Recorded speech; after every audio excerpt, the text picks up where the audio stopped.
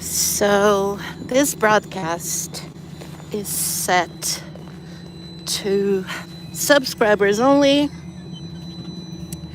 I I don't even know why I bother because I there's a glitch in the system to where I set it to broadcast to subscribers only, and people who are not subscribed are still able to comment. So I go through hell every day to get to work. Literally, because the city is called hell. And before people start wondering, no, the word hell in Norwegian, spelled Hel, does not mean hell. It means whole, as in, I want to eat a whole chicken or whatever, right? And the word for hell, which is like the place where Satan is, in our region, that is helvete. And it is a cuss word, and people are advised not to say it. In English, hell is only a cuss word if you're really religious, I believe. And it's not very nice to say. So people would rather say gosh darn it instead of saying other words that could be considered cuss words. So hell is this small area. I want to say it's a neighborhood because the cities and the places here in Norway are divided differently. The United States of America is divided in states. Brazil is divided in states. The states are divided into cities, counties, right? But Norway has a different way of seeing things. So there are neighborhoods and there are cities and there are very small towns that sometimes to me, like I would have called that a neighborhood, but they're considered a city or a town or whatever. So it's a bit different.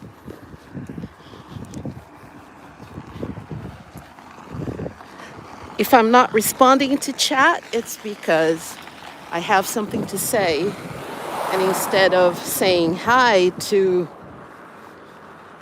Bob the Builder 1758, I want to be talking about what I need to talk about on here. So I'm broadcasting live again.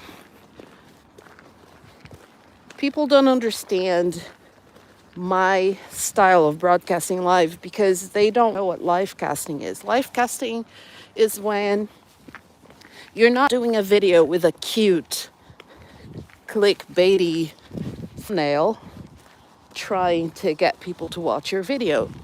Instead, you're just broadcasting your life. You're live casting. And if people want to watch you, yay. If they do not want to watch you, oh well. So that's what live casting entails. Sometimes I'll be sitting in front of the computer correcting tests. Sometimes I'll be walking like I'm walking right now. Sometimes I'll be working out. I exercise regularly because my mother passed away last year from obesity. No. Yes. She was athletic. She was healthy until she was in her mid-40s. When my father passed away, she just started eating more and more. So she went from about 85 kilos to 130 when she died. We were very similar, the body constitution anyway. but I also inherited my dad's features. So I try to exercise regularly because of that. So yes, instead of looking at chat and saying hi to Rent a Car 79, I'm going to be talking, doing live commentary. So I'm going through hell to get to work. I go through hell every day to get to work. Every single day is an adventure.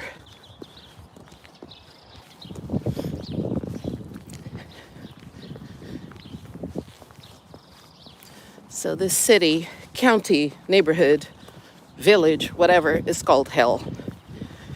Some people say it's a city, some people say it's a neighborhood.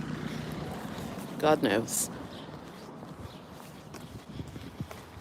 I want to stop at the supermarket. Tonight I have an interview scheduled.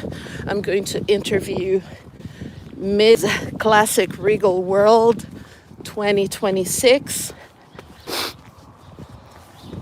She is from the United States, which is the most important country when it comes to English-speaking countries, whether people want to accept it or not.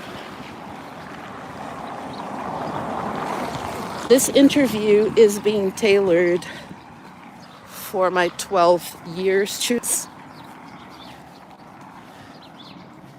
I don't know if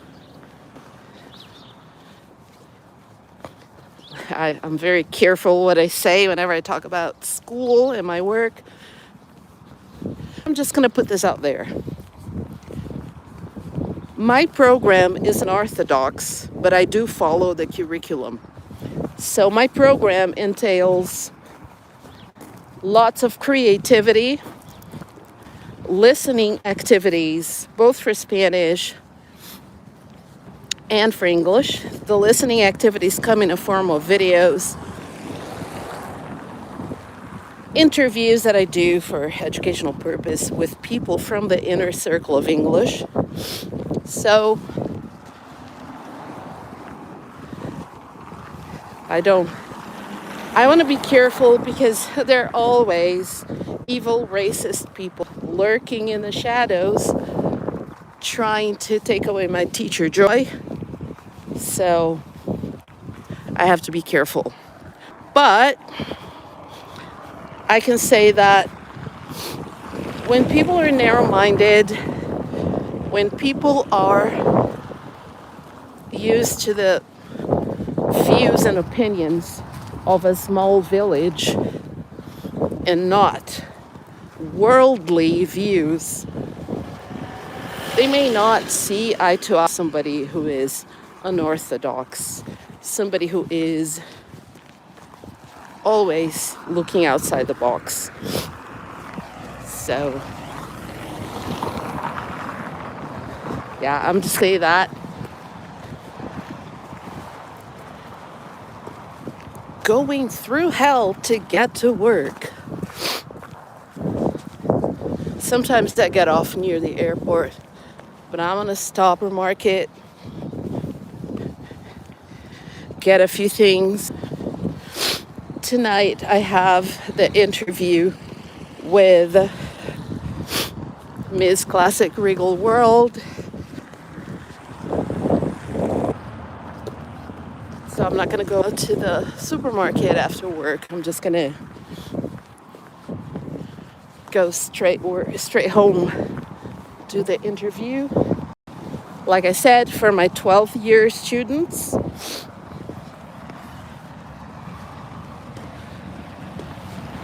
I have 11th graders and 12th graders this year. 11th graders, I love my 11th graders, but they're people who come from different backgrounds, even though a lot of them come from the same small village. So not everyone gets what I'm trying to do, and I need to be very careful. So I am focused on the exams right now. Come on, exam. So I'm going to prepare them for the exams. I am going to make sure that I keep my streak of never having anyone fail one of my exams. Because they're not my exams, per se. The government gets the exams and gives the entire country the same exam. And then I know that people are like, oh, they're testing the children, testing the students, blah, blah. They're testing the teachers too. If you have 20 students and 19 of them don't pass the exam, it's kind of not going to look good on your track record. So, yeah.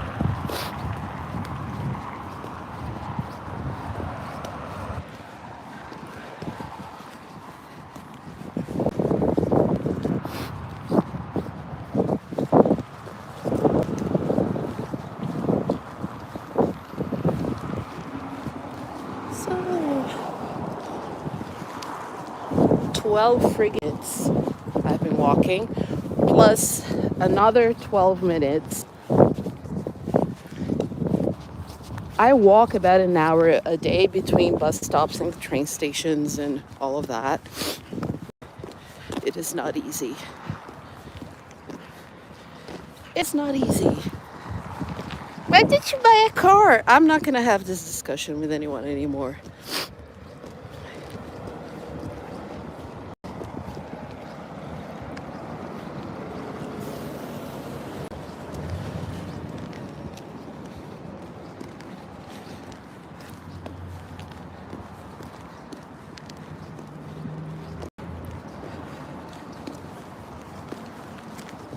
People don't get it.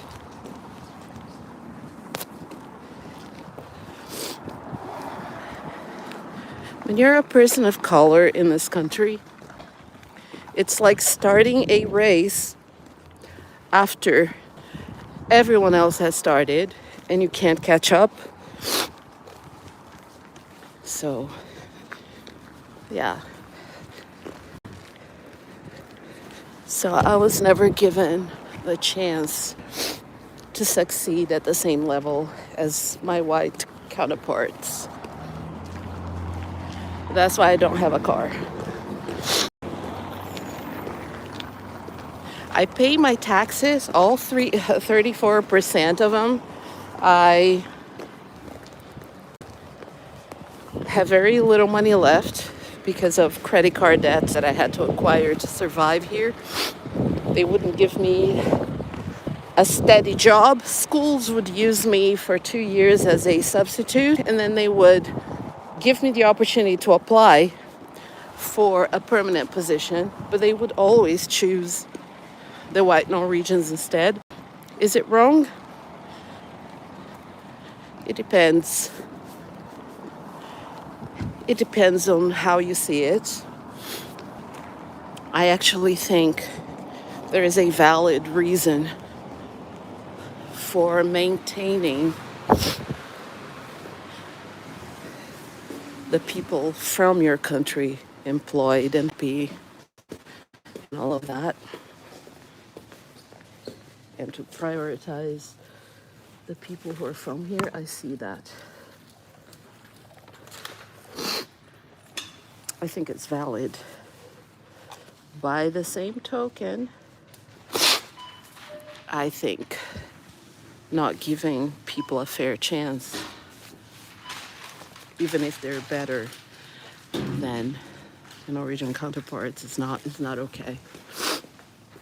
It's just not okay. I feel like if I walk in somewhere to apply for a job as a Spanish teacher, and a teacher who doesn't speak fluent Spanish comes in, if they get the job because they're a Norwegian and I don't, that's not good. If they don't speak fluent Spanish just because they're born in Norway, they get the job and I don't, that's unfair. But that has happened to me in the past. So I'm not 1,000% happy with some of the procedures here for hiring. That is why when I was hired permanently at the job where I am now, I'm like, I am holding on to this job for dear life because they see the value of my expertise. They're giving me a shot where I didn't have that same chance before. So yes, this is a life cast. So I'm broadcasting my life. Right now I'm showing what a supermarket in Norway looks like. So I'm not going to be tending to chat much. I'm also talking about what my life here in Norway entails.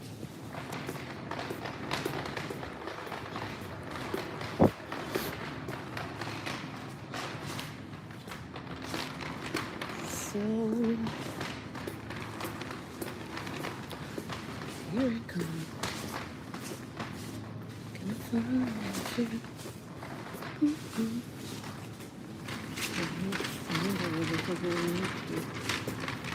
Maybe they're on the other side.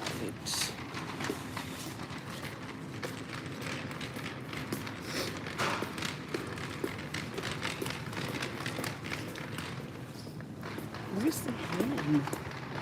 Oh, here it is. Here it is.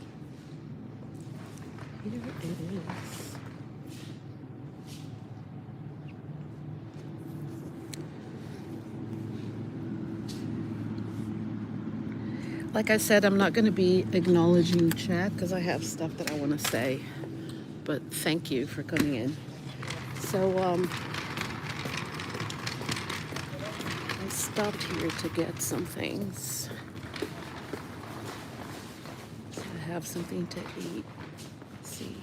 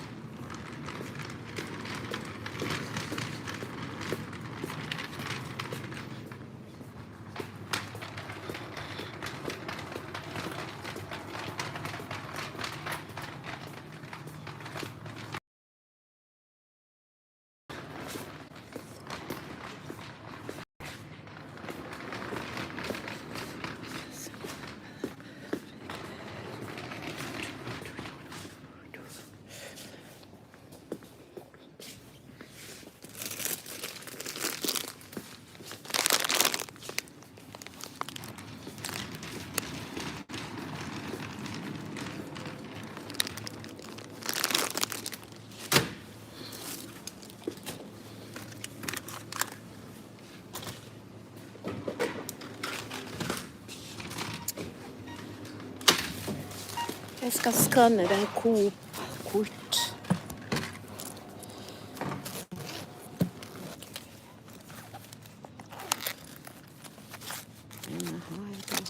Her. Nei. Der, ja. 189.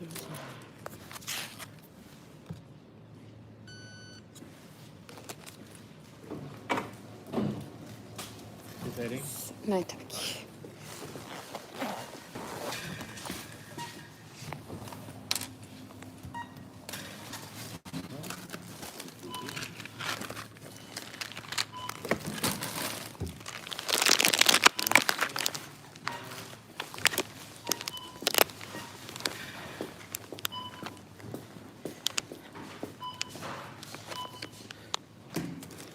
So that's what a supermarket in Norway looks like. That's part of my life casting. It's very simple. You just show your life what you do. That's all.